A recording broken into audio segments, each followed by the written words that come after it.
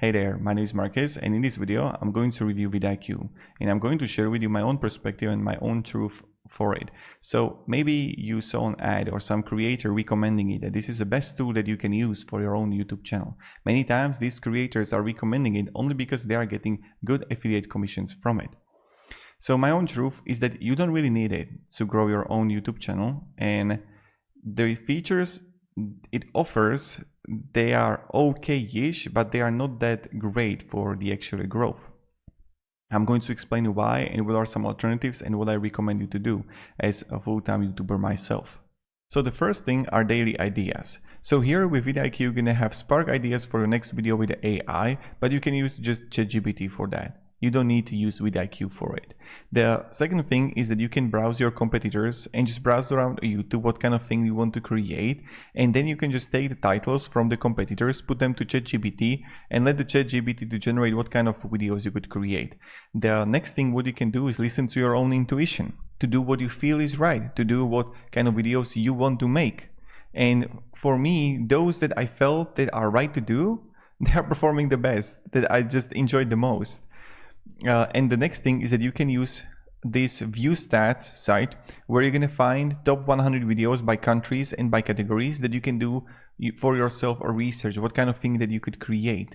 And now this is like for the idea. The second thing is actually like doing the action and making videos. This is something that what I perceive is that most people are completely stuck in their head thinking what the other thing people are going to think about me, like if I should do it or no, what, like just thinking about the comments people are going to write.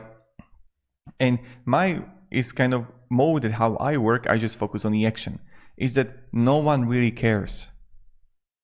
And I see it more and more is that whatever drama there is, the next week is going to be new drama, even next day, next hour, that people forget so quickly.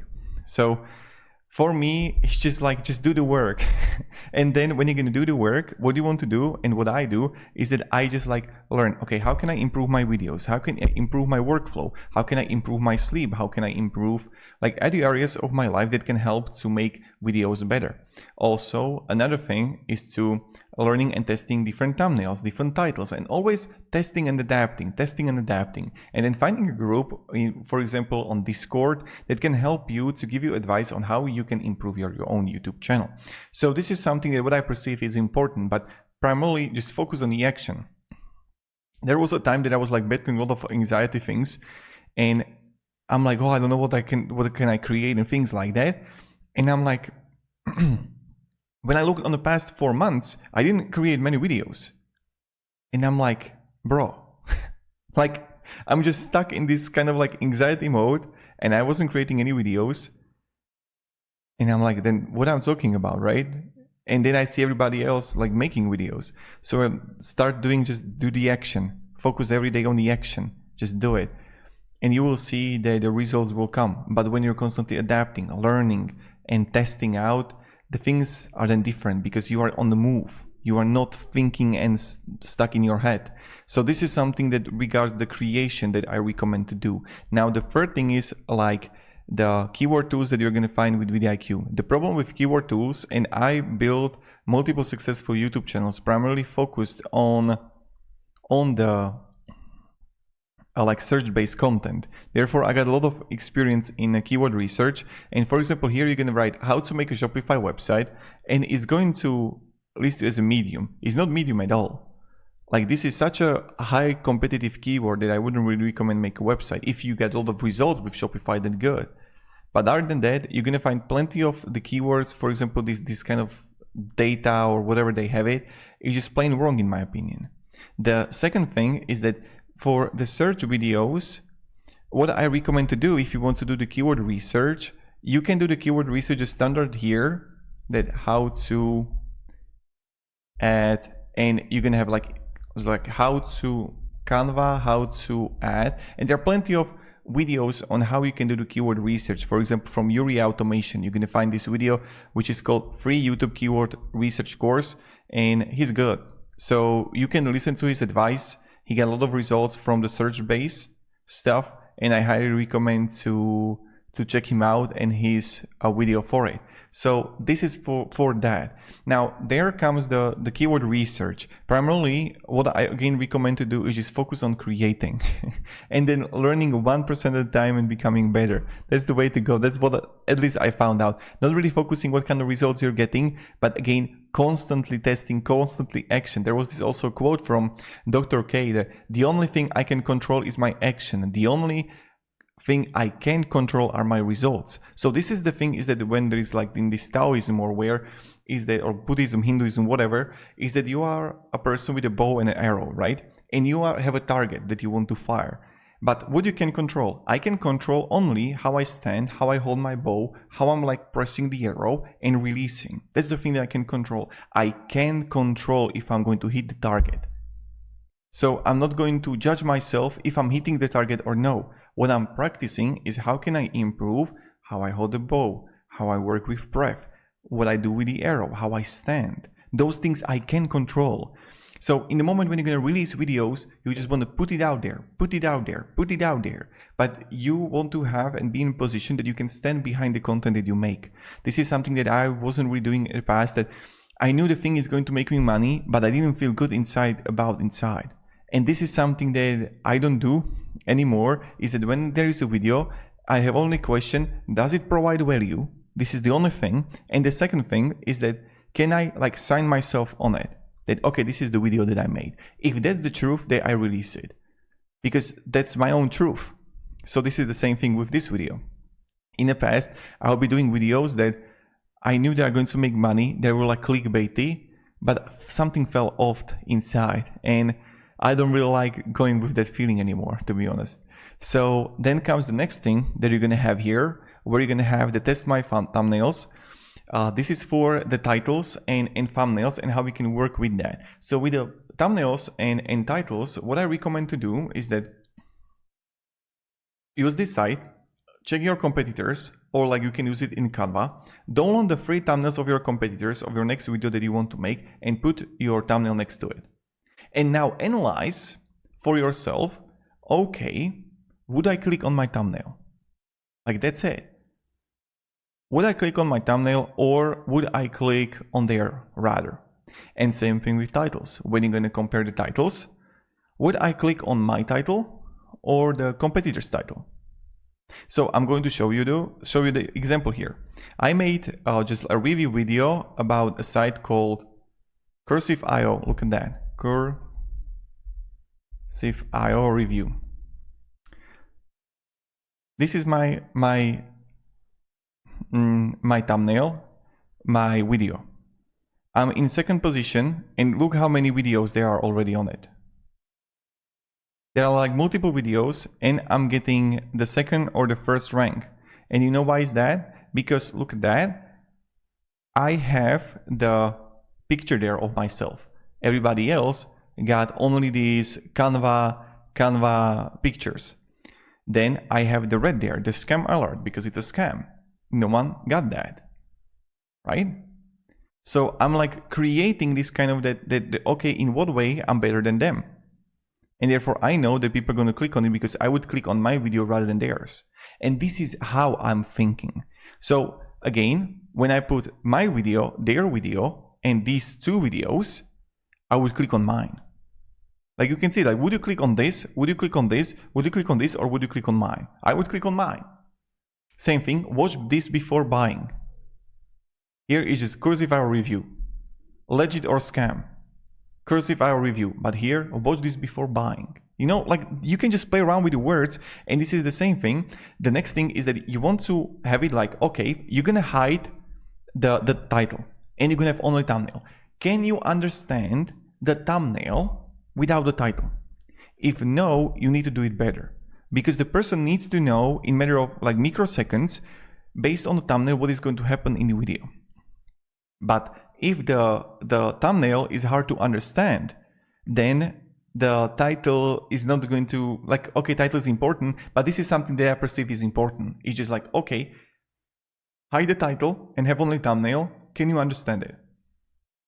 If so, okay.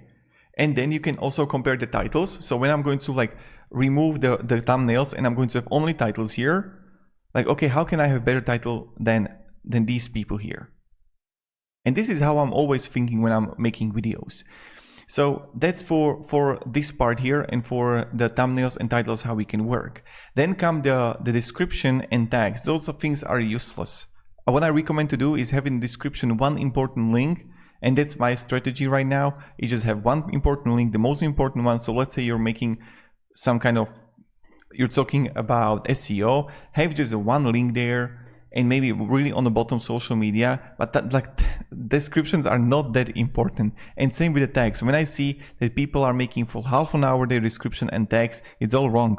Title, thumbnail, most important things, then comes the video quality of it, and if you're actually providing value. So that's what I perceive also really important. Now when we're gonna go further, when you're gonna come here, you can have like compare views, most views. Don't even care about that. Like, I mean it. Don't care about that. That, oh my god, you know, like those people, I see so many YouTubers, they're always checking their analytics. They're also addicted to if the video is performing bad or wrong, but it doesn't matter. You can't influence. Yes, you can change the thumbnail, different strategy, but like, what can I influence? Always my action, always my action. So just do the videos, do the videos, do the videos. And if there are negative comments, okay. If there are critical feedback, how can I improve? All right. But if they're just like completely useless thumbnail or useless comments, move on.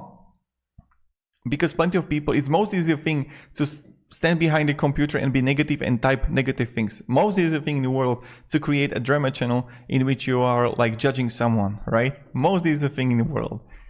But actually, like, doing the thing, that's not a lot of people that really want to do. So yeah, and the biggest thing is that actually enjoying it.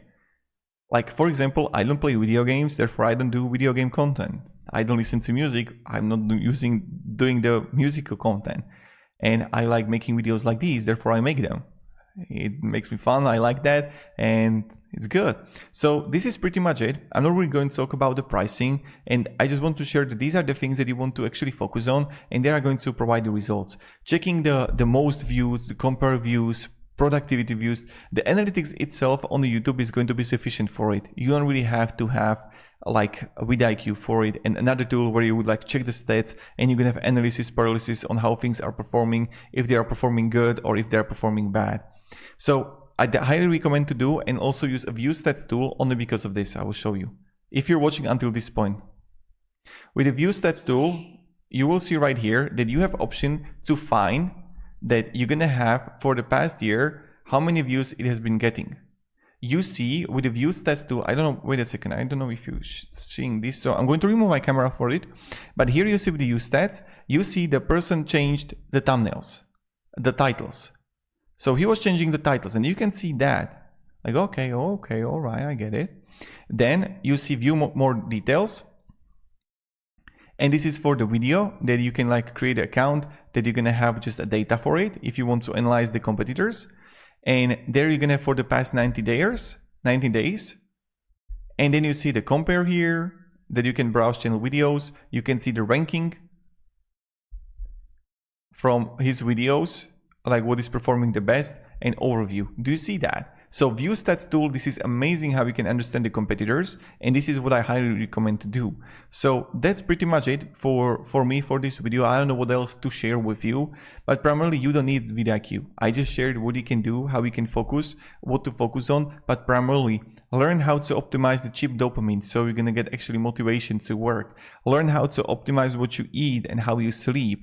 And you will see those things are going to better affect your work ethic than also just like these tools. Another thing is that learning how to have peace inside, how to not let the anxiety get you. Also not drop to the analytics point of view that we're constantly like analyzing the analytics.